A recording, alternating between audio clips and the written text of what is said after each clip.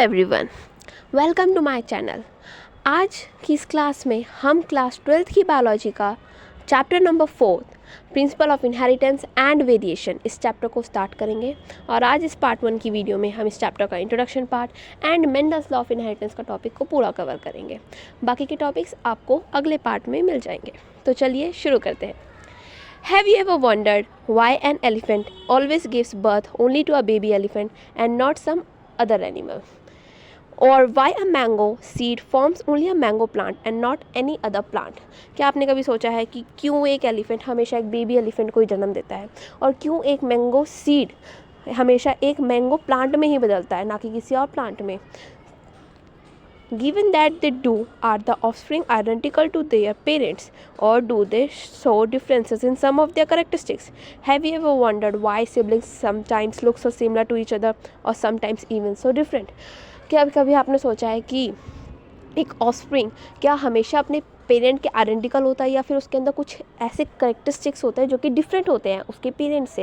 या कभी आपने सोचा है कि दो सिबलिंग्स कभी कभी बहुत सिमिलर दिखते हैं तो कभी कभी एकदम से different? These and several related questions are dealt with scientifically in a branch of biology known as genetics. ऐसे ये क्वेश्चंस और ऐसे बहुत सारे क्वेश्चंस, इन सब का जवाब आपको बायोलॉजी के एक ब्रांच में मिलता है जिसको हम बोलते हैं genetics. Genetics is a branch of a biology in which we studies all about these questions and topics related to genes, inheritance and hereditary. This subject deals with the inheritance as well as variation of characters from parents to offsprings. जैसा कि मैंने अभी बताया, इस subject में हम inheritance के बारे में जानते हैं और एक पेरेंट से ऑफस्प्रिंग में जब जीन्स ट्रांसफ़र होती है तो क्या क्या वेरिएशन आते हैं उसके बारे में हम पढ़ते हैं। अब यहाँ पे दो क्वेश्चंस अराइज होते हैं। पहला कि इनहेरिटेंस क्या होता है और दूसरा कि वेरिएशन क्या होता है। इसका भी आंसर आपको एनसीईआरटी ने बता रखा है। Inheritance is a process by which characters are passed on from parent to progeny. Inheritance एक ऐसा प्रोसेस होता है जिसमें कैरेक्टर्स जो है पेरेंट से प्रोजेनी के अंदर जाते हैं। It is the basis of hereditary. ये हेरिडिटरी का सबसे बेसिक चीज़ है जो आके आपको इस चैप्टर में ही पढ़ना है। नेक्स्ट आता है variation. Variation is the degree by which progeny differs from there parent. Variation वो डिग्री है जिस डिग्री से एक प्रोजेनी अपने पेरेंट से डिफ़र मतलब डिफरेंट लगती है। जैसे कि उन दोनों की हाइट में डिफरेंस, तो कितना हाइट में डिफरेंस है वो होता है उनके बीच का variation. Next, humans new from as earlier as 8000 BC that one of the causes of variation was hidden in sexual reproduction. Humans को हमेशा से ही पता था कि ये जो भी वेरिएशन आ रहा है इन सब का राज कहीं ना कहीं सेक्सुअल रिप्रोडक्शन में ही छुपा हुआ है। They exploited the variation that were naturally present in the wild population of plants and animals to selectively breed and select for organism that possess desirable characters. Humans को इसके बारे में हमेशा से पता था, इसलिए उन्होंने क्या किया, उन्होंने जो नेचुरली जो वेरिएशंस प्रेजेंट थे वाइल्ड एनिमल्स और प्लांट्स में, उन सबको छोड़ के उन्होंने ऑर्गेनिजम्स को चूज़ किया और उनको सेलेक्टिवली उनकी ब्रीडिंग करवाई ताकि वो ऐसे ऑर्गेनिजम्स प्रोड्यूस कर सके जो कि डिज़ायरेबल करेक्टर्स शो करे, जो कि ह्यूमंस को चाहिए। ऐसे करेक्टर्स वो शो करे जो कि ह्यूमंस को चाहिए। For example, through artificial selection and domestication and from wild cows we have well known Indian breeds. Humans ने आर्टिफिशियल सिलेक्शन किया, उनकी ब्रीडिंग करवाई, प्लस डोमेस्टिकेशन की मदद से आज ह्यूमंस के पास एक नई ब्रीड है काउस की, दैट इज़ सहीवाल काउस, जो कि पंजाब में पाई जाती है। We must however recognize that though our ancestors knew about the inheritance of characters and variation, they had very little idea about the scientific basis of these phenomena. इससे हमको पता चल जाता है कि जो हमारे ancestors थे, that is जो हमारे पूर्वज थे, उनको ये वेरिएशन और करेक्टर्स के बारे में नॉलेज तो थी थोड़ी बहुत, लेकिन इसके पीछे का जो साइंटिफिक रीज़न था उसके बारे में उनको बहुत ही थोड़ा सा पता था। और इसी के साथ इस चैप्टर का इंट्रोडक्शन यहीं ख़त्म होता है। नेक्स्ट इसका है next topic, that is 4.1 Mendel's law of inheritance. अब हम इस टॉपिक को पढ़ेंगे। It was during the mid-19th century that headway was made in the understanding of inheritance.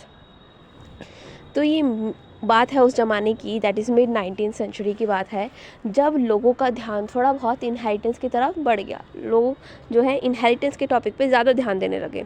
Geiger Mendel conducted hybridization experiments on garden peas for 7 years 1856 to 1863 and propose the laws of inheritance in living organisms.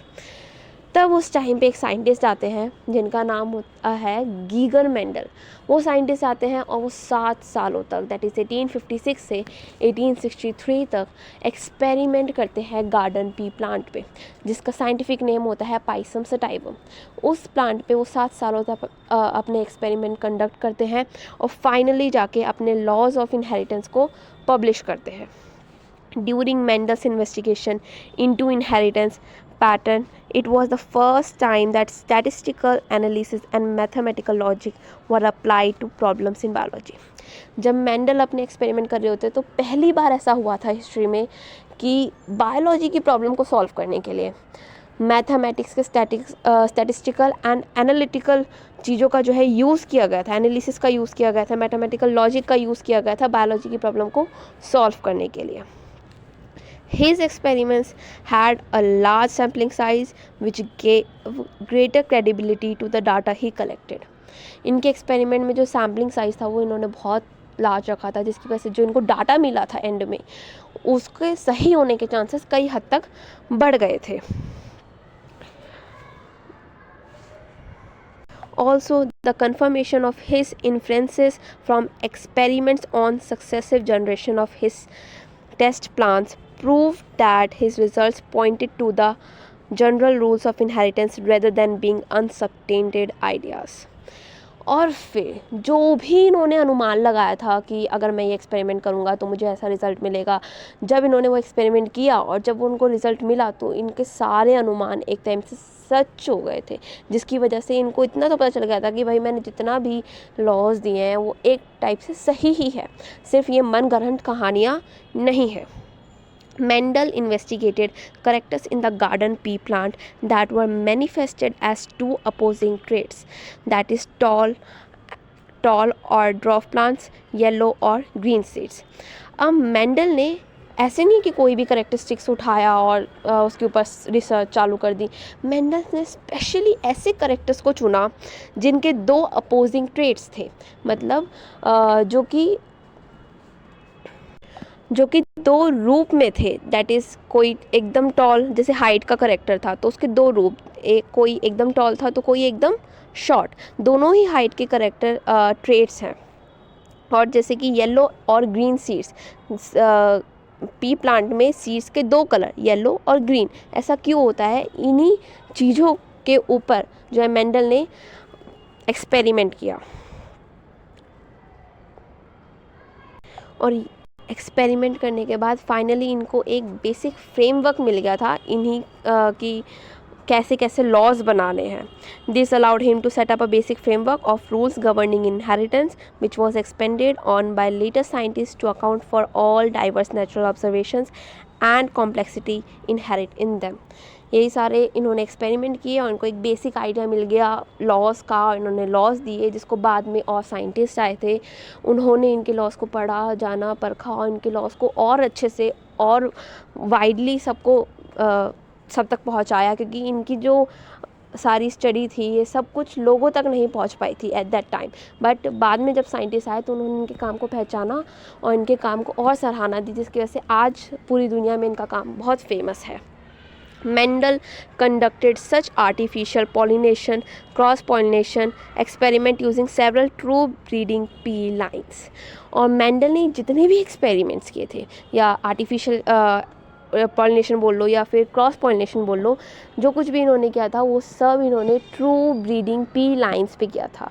अब यहाँ पे बहुत main question आता है कि true breeding P lines का क्या मतलब है। A true breeding P line is one that having undergone continuous self-pollination shows the stable trait inheritance and expression for several generations.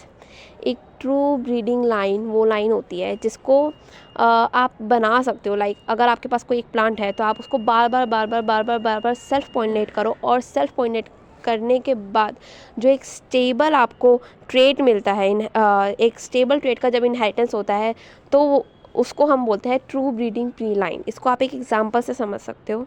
जैसे कि एक प्लांट है जिसके पास जो अलील है वो है स्मॉल ए या फिर कैपिटल ए, या फिर आप इसको ऐसे बोल सकते हो कि अगर मैं इनको ऐसे प्लांट्स को बार बार सेल्फ पॉलिनेशन करवाऊँ तो ये हर बारी में जो प्लांट प्रोड्यूस करेंगे या जो प्रोजेनी प्रोड्यूस करेंगे उसके पास हमेशा यही अलीलिक पेयर आपको देखने को मिलेगा। इसके अलावा कोई अलीलिक पेयर आपको देखने को नहीं मिलेगा। इसी को हम कहते हैं ट्रू ब्रीडिंग लाइंस, या फिर आप ऐसा कह सकते हो कि कोई ऐसा अलीलिक पेयर जो कि होमोजाइगस कंडीशन में हो। ये सारे वर्ड्स का मतलब अभी आपको नेक्स्ट पार्ट में, इस वीडियो के नेक्स्ट पार्ट में आपको देखने को मिल जाएंगे, जो कि नेक्स्ट टॉपिक में है inheritance of one gene.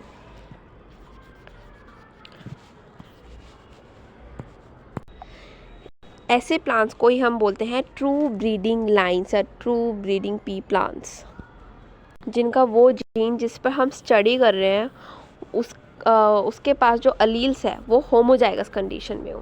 That is उसमें कोई भी मिलावट ना हो या कोई भी हेट्रोजाइगस कंडीशन ना हो, सिर्फ और सिर्फ होमोजाइगस कंडीशन हो। इसलिए मेंडल ने ऐसे ही पी प्लांट्स पे जो है अपने एक्सपेरिमेंट कंडक्ट करे थे और फिर जाके उनको जो है उनका जो उन्होंने एक्सपेक्ट किया था वैसा उनको रिज़ल्ट देखने को मिला था। Mendel selected 14 true breeding pea plants varieties as pairs which were similar except for one character with contrasting traits। तो ऐसे टोटल मेंडल ने 14 ट्रू ब्रीडिंग लाइंस को चुना था अपने एक्सपेरिमेंट के लिए। अब यहाँ पे एक क्वेश्चन आता है कि 14 क्यों, क्योंकि हम तो पढ़ते हैं कि 7 पेयर्स थे, तो 7 वो पेयर्स थे। That is total 14 true breeding ऐसे लाइंस थी, जैसे कि स्मॉल ए कैपिटल है, स्मॉल टी कैपिटल टी, ऐसे अगर एक एक को गिने तो टोटल 14 ट्रू ब्रीडिंग जो है पी लाइंस को इन्होंने लिया था, प्लांट की वेराइटीज़ को लिया था अपने एक्सपेरिमेंट के लिए, जो कि जिनमें सब कुछ सेम था, लिटरली सब कुछ सेम था, बस एक करेक्टर के ट्रेट को छोड़ के। मतलब एक करेक्टर जो था वो कॉन्ट्रास्टिंग ट्रेट में प्रेजेंट था। जैसे कि कोई प्लांट था उसमें सब कुछ, 2 प्लांट थे जिनमें सब कुछ सेम है, बस उनमें उनकी हाइट डिफरेंट है। जैसे कि एक एकदम टॉल है तो एक एकदम शॉर्ट है, बाकी सब उसमें सिमिलर है। ऐसे दूसरे पेयर में उन्होंने क्या लिया, ऐसा प्लांट जिनका हाइट वाइट सब कुछ सेम है, बस उनके सीड का कलर डिफरेंट है, एक येलो है तो एक ग्रीन। ऐसे करके इन्होंने total 14 true breeding P plant की वैरायटीज़ को चूज़ किया था, जिसमें आपको एग्जांपल भी यहाँ पे दे रखा है। जैसे कि ट्रेट्स जो थे वो थे स्मूथ और रिंकल सीड्स, येलो और ग्रीन सीड्स, इन्फ्लेटेड फुल और constricted green yellow pots and tall and dwarf plants, और ऐसे बहुत सारे इन्होंने जो है ट्रेट्स को कलेक्ट किया था, जिसको आपको यहाँ पिक्चर के फॉर्म में देखिए समझा रखा है क्लियरली। यहाँ पे आपको दे रखा है पिक्चर के फॉर्म में, these were 7 characters that were chosen, जो कि थे सीड का शेप, सीड का कलर, फ्लावर का colour, pot shape, pot colour, flower position और स्टेम हाइट। ये टोटल 7 कैरेक्टर्स थे और इनके टोटल 14 ट्रेट्स थे जो कि चूज़ किए गए थे एक्सपेरिमेंट के लिए। और यही सेम चीज़ आपको यहाँ पे टेबल में भी दे रखी। ये रही 4.1 की table, that is contrasting traits studied by Mendel in a P, जिसमें आपको यहाँ करेक्टर्स दे रखे हैं और उनके कॉन्ट्रास्टिंग ट्रेट्स दे रखे हैं। इसी के साथ हमारी ये पार्ट 1 की वीडियो यहीं